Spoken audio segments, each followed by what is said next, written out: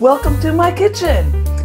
Giant creme brulee is perfect for a party and uses 8 egg yolks. It's a great way to use up your egg yolks. And I'm going to show you 2 different flavors. And I'm going to show you both ways to melt the sugar. So preheat your oven to 325 and let's see both ways. First, take a large roasting pan that's going to fit your dish and put it in the oven with water in it. And the water should come up about halfway up the side of your dish.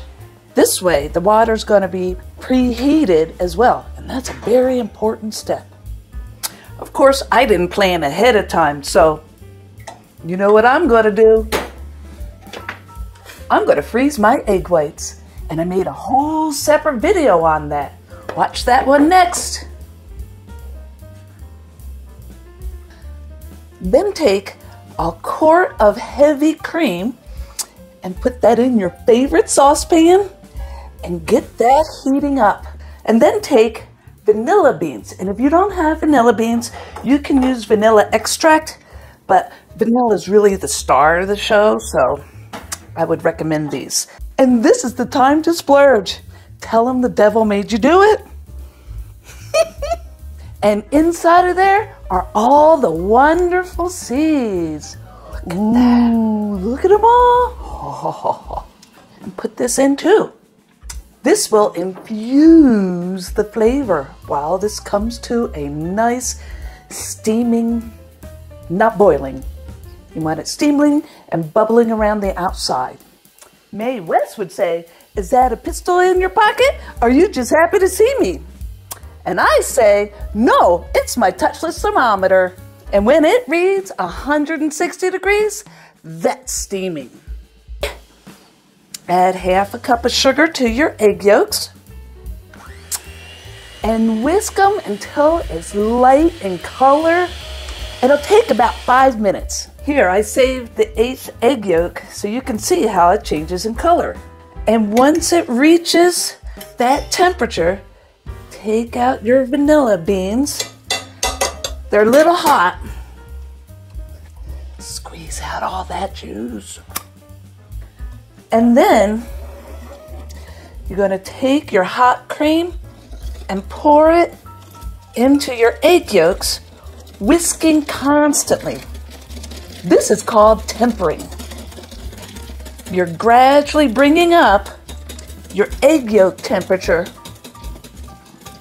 and not making scrambled eggs.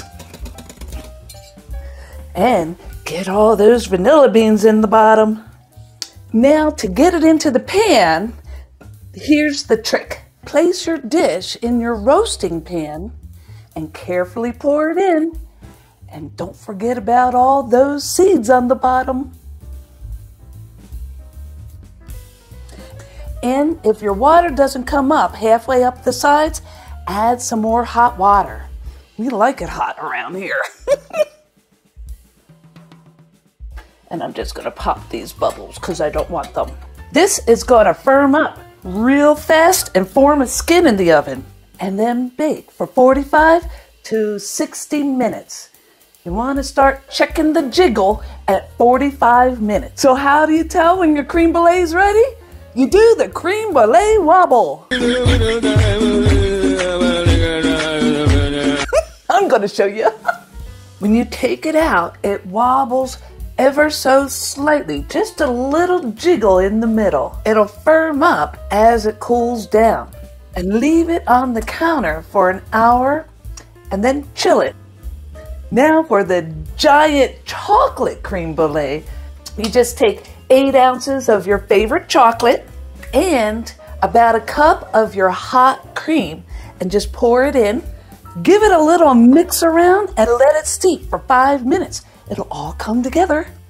And add in your hot melted chocolate after you've tempered in your cream into your eggs. And then the rest of the steps are the same. So after they've chilled for a few hours in the refrigerator, you can put the sugar on top. And I like to use brown sugar and just sprinkle a little bit on top. And there's 2 ways to toast the sugar. My favorite way is with the torch. You're just caramelizing the sugar long enough to let it form a thin, crispy layer of sugar. The other way is to place your dish in the top rack of your oven about 4 inches away from your broiler flame and turn your broiler on high, but you've got to watch it. 4 to 5 minutes is all it takes. Anything over that, you're going to start to burn your sugar. Then serve it up on a nice platter with fresh strawberries, sliced bananas, pineapple chunks, and mandarin orange sections. And it looks like $1 million too, doesn't it? Doesn't that just look great? And there you go, a giant creme brulee fit for any party. Party in the house. Woohoo! Make sure you boop that bell and leave a comment.